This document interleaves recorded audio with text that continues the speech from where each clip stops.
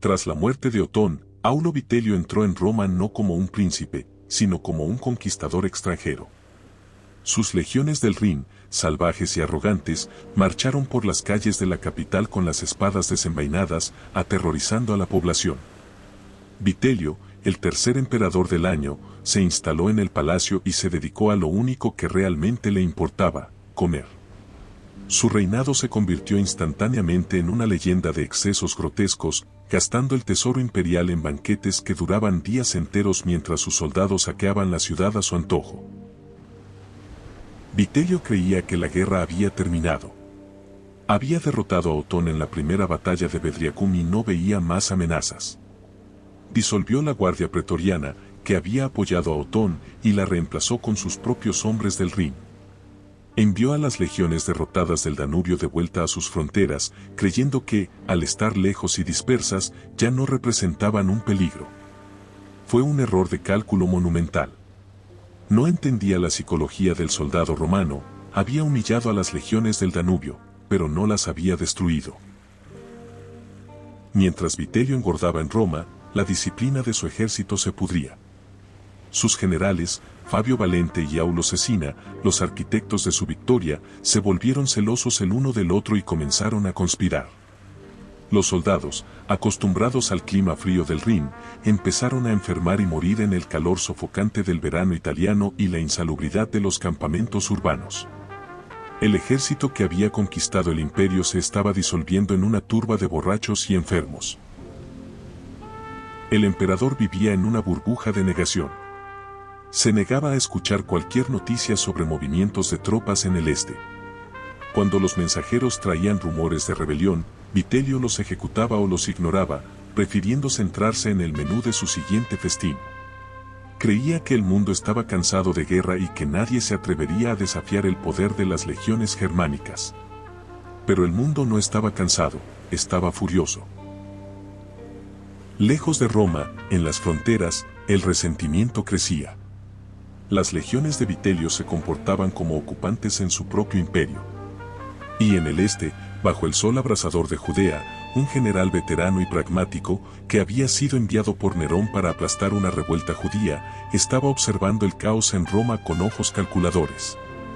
El secreto del imperio ya no era un secreto para nadie. Tito Flavio Vespasiano no era un aristócrata de sangre azul. Era un soldado de carrera, un hombre práctico y rudo de origen humilde que había ascendido por méritos propios. Estaba en Judea comandando 3 legiones, V Macedónica, X Fretensis y 15 Apollinaris, en una guerra brutal contra los rebeldes judíos. Tenía bajo su mando a su hijo, el talentoso Tito. Vespasiano había esperado pacientemente mientras Galba, Otón y Vitelio se despedazaban por el trono. Pero Vespasiano no estaba solo. Tenía un aliado poderoso, Gayo Licinio Muciano, el gobernador de Siria, que comandaba otras 4 legiones. Muciano, un político astuto, convenció a Vespasiano de que el imperio necesitaba un líder fuerte para sobrevivir, y que ese líder era él. No vas a rebelarte contra un emperador, le dijo Muciano, vas a salvar a Roma de un monstruo. Las profecías orientales también hablaban de un gobernante que saldría de Judea para gobernar el mundo. El 1 de julio del año 69 después de Cristo, el prefecto de Egipto, Tiberio Julio Alejandro, dio el primer paso. Hizo que sus legiones en Alejandría juraran lealtad a Vespasiano. Días después, las legiones de Judea y Siria hicieron lo mismo. En cuestión de semanas, todo el oriente romano, desde el Danubio hasta el Nilo, había proclamado a Vespasiano como emperador. Era el 4º emperador del año. La guerra civil se había reavivado. El plan de Vespasiano era metódico y lento, típico de su carácter. Él aseguraría el suministro de grano de Egipto, matando de hambre a Roma, mientras Muciano marcharía hacia Italia con un ejército. Vespasiano no tenía prisa, sabía que el tiempo estaba de su lado y que Vitelio se estaba autodestruyendo. No planeaba una invasión relámpago. Sin embargo, el destino tenía otros planes. Las legiones del Danubio, las mismas que habían sido enviadas a casa humilladas por Vitelio tras la derrota de Otón, no querían esperar a Muciano ni al bloqueo de grano de Vespasiano. Querían sangre y querían venganza ahora.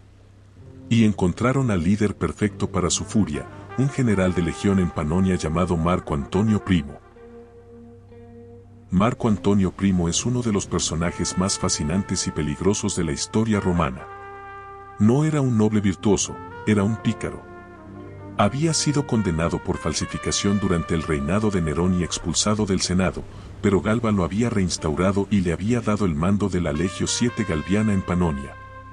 Era audaz, carismático, rápido con la espada y aún más rápido con la lengua. Los soldados lo adoraban porque era uno de ellos, violento y directo. Cuando llegaron las noticias de que Vespasiano se había alzado en el este, Antonio Primo vio su oportunidad. No esperó órdenes. Convocó a los líderes de las legiones de Panonia y Mesía y pronunció discursos incendiarios. Les recordó la humillación de Bedriacum, cómo los vitelianos se habían burlado de ellos y cómo Vitelio estaba destruyendo el imperio. No les pidió lealtad a Vespasiano por política, les ofreció la oportunidad de lavar su honor con sangre viteliana. Primo tomó una decisión audaz que horrorizó a los consejeros de Vespasiano: invadir Italia inmediatamente. Muciano le envió cartas ordenándole que esperara, que no arriesgara todo en una ofensiva precipitada. Primo ignoró las cartas. Sabía que la velocidad era su mejor arma. Si atacaba antes de que las legiones del Rin pudieran movilizarse completamente, podría atrapar a Vitelio con la guardia baja. Con una fuerza de vanguardia formada por vexillatios, destacamentos de las legiones del Danubio y caballería auxiliar, Primo cruzó los Alpes julianos a una velocidad vertiginosa. Fue una blitzkrieg romana. Tomó la ciudad de Aquilea y luego Padua, avanzando profundamente en el norte de Italia antes de que los vitelianos supieran siquiera que la invasión había comenzado. Su liderazgo era magnético. Cuando sus tropas querían saquear ciudades italianas aliadas, él las refrenaba, no con disciplina severa, sino prometiéndoles un botín mayor, la riqueza de los vitelianos y, en última instancia, Roma.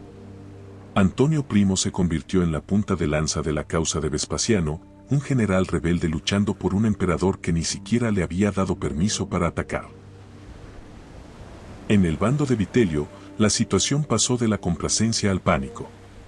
Cuando llegaron las noticias de la invasión de Primo, Vitelio, enfermo y letárgico, ordenó a su general Aulo Cecina Alieno que marchara al norte para detenerlo. Pero Cecina ya no era el hombre leal que había cruzado los Alpes en invierno para poner a Vitelio en el trono. Veía que la estrella de Vitelio se apagaba y que la de Vespasiano ascendía.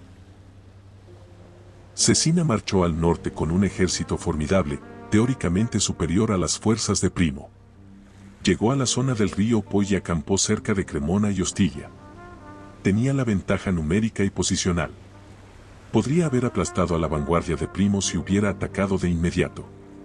Pero Cecina tenía otros planes. Comenzó a negociar en secreto con los emisarios de Vespasiano. En un acto de traición descarada, Cecina reunió a sus tropas y les ordenó que juraran lealtad a Vespasiano. Fue un error de cálculo. Sus soldados, los veteranos del Rin, odiaban a Vitelio por su pereza, pero odiaban aún más la idea de traicionar a su emperador ante el enemigo. Se enfurecieron. En lugar de cambiar de bando, se amotinaron contra su propio general. Los soldados vitelianos arrestaron a Cecina, lo encadenaron y eligieron nuevos líderes entre sus propios oficiales de campo, centuriones y legados menores. Ahora tenían un ejército enorme, furioso, leal a Vitelio, pero descabezado tácticamente. Sin un general supremo que coordinara sus movimientos, se convirtieron en una bestia peligrosa pero impredecible. Antonio Primo, al enterarse del caos en el campamento enemigo, supo que era el momento. No podía permitir que los vitelianos se reorganizaran o que llegara el otro general de Vitelio, Valente, que marchaba desde Roma, lentamente, retrasado por sus vicios. Primo ordenó a sus legiones avanzar a marchas forzadas hacia Cremona. Iba a forzar una batalla decisiva contra un enemigo numéricamente superior pero sumido en el caos del liderazgo. Era finales de octubre. El ejército de Antonio Primo llegó a las cercanías de Cremona después de una marcha agotadora. Sus tropas estaban cansadas y necesitaban descanso y comida. Primo, un general agresivo pero no estúpido, tenía la intención de acampar y dar a sus hombres una noche de sueño antes de enfrentarse al grueso del ejército viteliano que defendía la ciudad. Pero los vitelianos no les dieron esa oportunidad. Una fuerza de caballería viteliana atacó a los exploradores de Primo a media tarde. Lo que comenzó como una escaramuza se convirtió en una batalla de caballería a gran escala. Primo tomó el mando personal de su caballería, mató a un oficial enemigo con su propia lanza y puso en fuga a los jinetes vitelianos. Fue una victoria moral, pero tuvo una consecuencia inesperada. Las legiones de Primo, enardecidas por la victoria de la caballería, exigieron atacar la ciudad de Cremona esa misma tarde. Primo intentó detenerlos, explicando que sus legiones principales aún estaban llegando y que atacar una ciudad fortificada al anochecer con tropas cansadas era un suicidio. Mientras discutía con sus soldados, llegaron noticias aterradoras: el ejército principal de Vitelio no estaba en Cremona.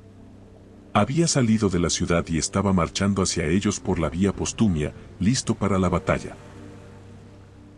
Eran las legiones 21 Rapax, Primera Itálica, V. Laudae y otras unidades veteranas del Rin. A pesar de no tener asesina, avanzaban con la disciplina autómata de los soldados profesionales. Habían marchado 30 millas ese día, pero en lugar de detenerse, decidieron atacar de inmediato, creyendo que los hombres de Primo estarían desorganizados. La oscuridad comenzaba a caer. Antonio Primo no tuvo elección. Tuvo que desplegar su línea de batalla a toda prisa, en la oscuridad creciente, a lo largo de la carretera. No había tiempo para tácticas complejas o discursos inspiradores. Los dos ejércitos más grandes del Imperio Romano chocaron violentamente bajo la luz de la luna.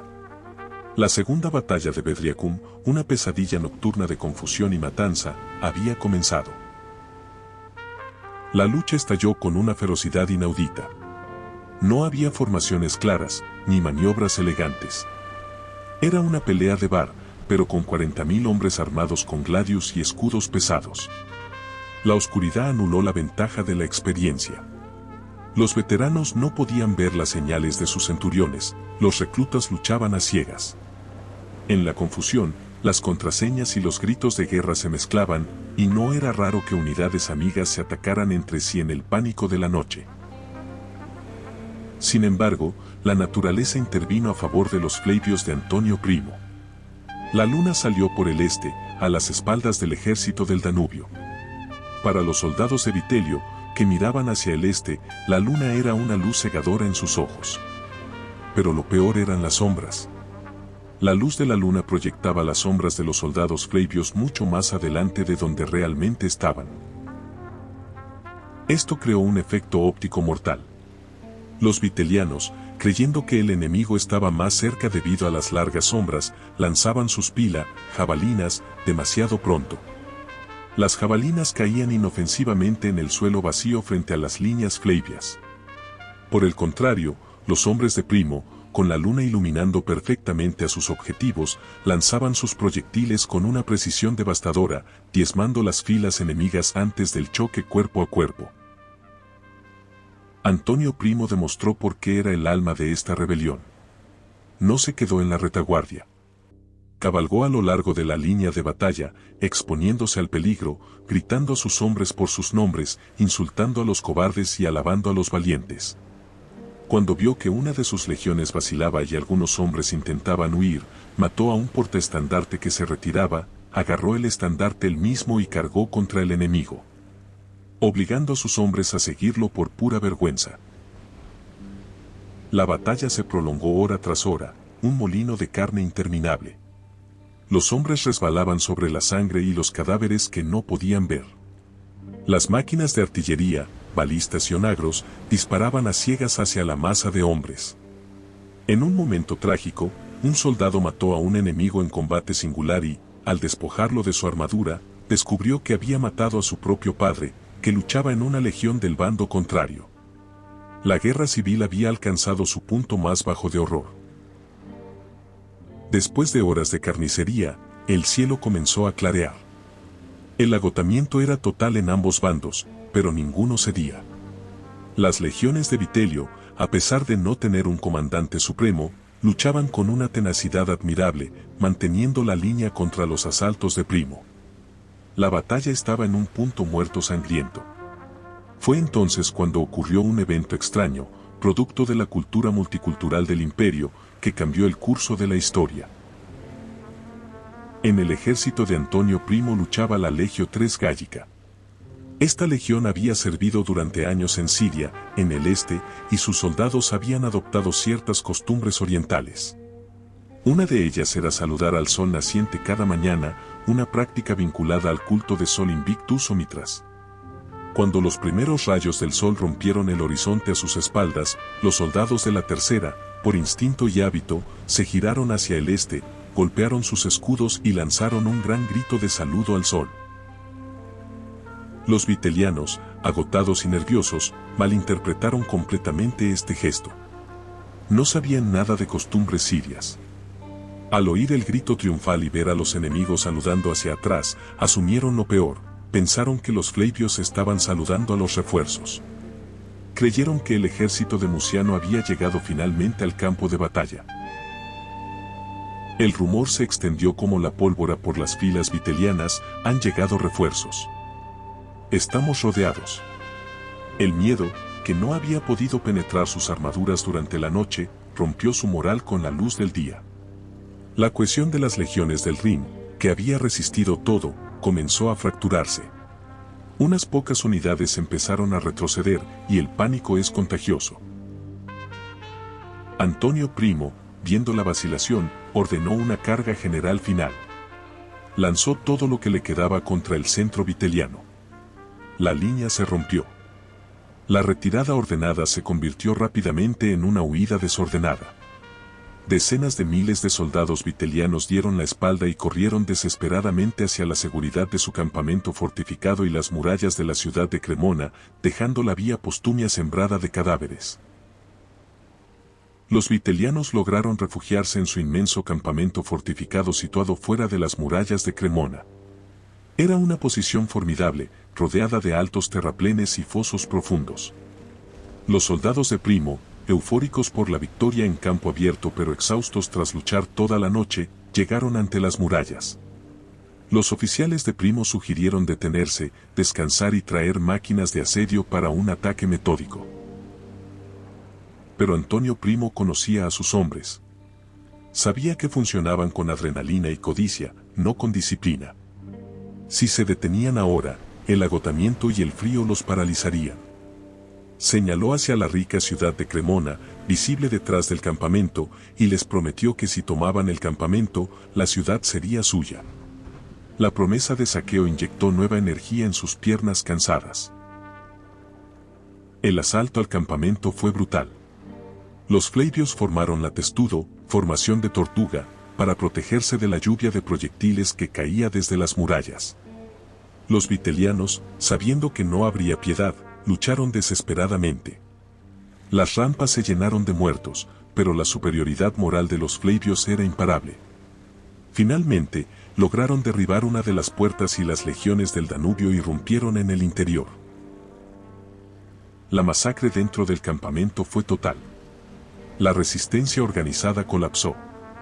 Los líderes vitelianos que quedaban, viendo que todo estaba perdido, decidieron salvar sus propias vidas. Liberaron a Cecina, al que habían encarcelado por traidor, y le pidieron que negociara la rendición con Primo. Pero cuando salieron con ramas de olivo y estandartes bajos, los soldados de Primo no mostraron respeto. Los vencedores insultaron y escupieron a las legiones derrotadas del Rin, recordándoles su propia humillación meses atrás en el mismo lugar. Sin embargo, la sed de sangre pronto se convirtió en algo más oscuro. Con el ejército enemigo neutralizado, los ojos de los 40.000 soldados de Primo se volvieron hacia el premio real, la ciudad de Cremona, una de las colonias más ricas y antiguas de Italia, que ahora estaba indefensa ante ellos. Lo que sucedió a continuación es una de las páginas más negras de la historia militar romana. Cremona se había rendido, pero los soldados flavios querían su recompensa. Antonio Primo, el general que había usado la codicia como arma, ahora descubrió que no podía envainarla. fue a unos baños públicos para lavarse la sangre de la batalla. Cuando se quejó de que el agua estaba tibia, el esclavo del baño le dijo, pronto estará caliente. Esta frase trivial se convirtió en una excusa macabra. Los soldados interpretaron, o fingieron interpretar, que era una orden en clave de Primo para incendiar la ciudad. La turba militar se desató. Durante 4 días, Cremona sufrió un infierno en la tierra. No fue un saqueo ordenado, fue una anarquía absoluta. Los soldados mataban a los ciudadanos para robarles, y luego se mataban entre ellos para robarse el botín.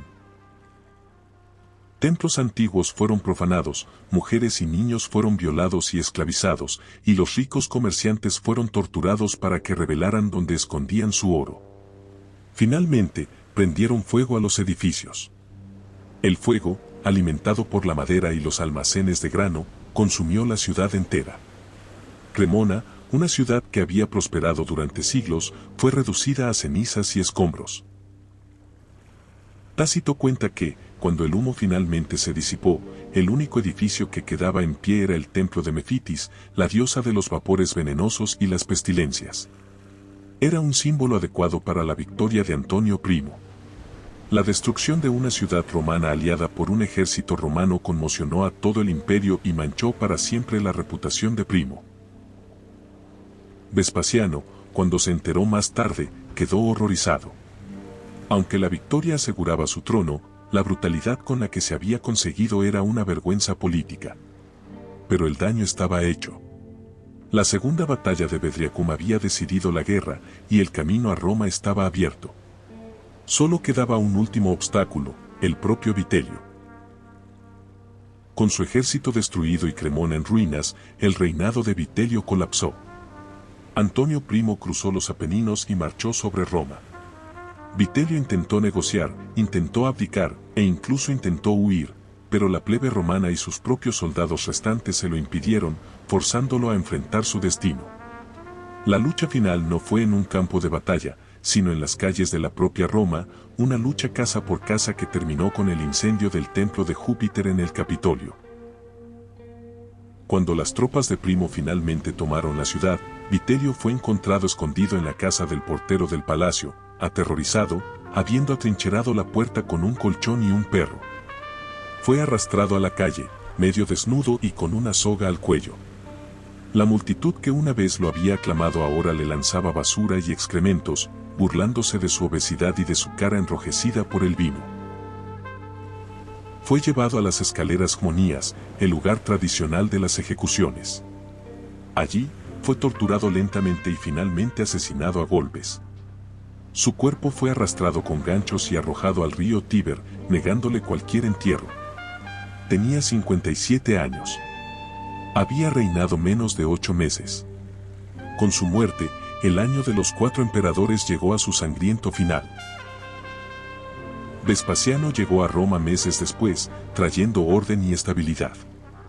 A diferencia de Galba, Otón y Vitelio, él tenía hijos herederos, Tito y Domiciano, y el apoyo unánime de todas las legiones. Vespasiano fundaría la dinastía Flavia, que traería una nueva edad de oro a Roma. Usaría el inmenso botín de su guerra en Judea para construir un monumento gigante en el centro de Roma, un anfiteatro para el pueblo que simbolizaría la nueva era, el Coliseo. Pero fue en los campos fangosos de Bedriacum, 2 veces en un mismo año, donde se decidió el destino del mundo. La primera batalla rompió la ilusión de la paz, la segunda forjó el futuro del imperio en sangre y fuego. La república había muerto hacía mucho tiempo, pero en Bedriacum, el imperio aprendió la lección más dura de todas: el poder pertenece a quien controla a las legiones, y las legiones no tienen lealtad más que a su propia espada.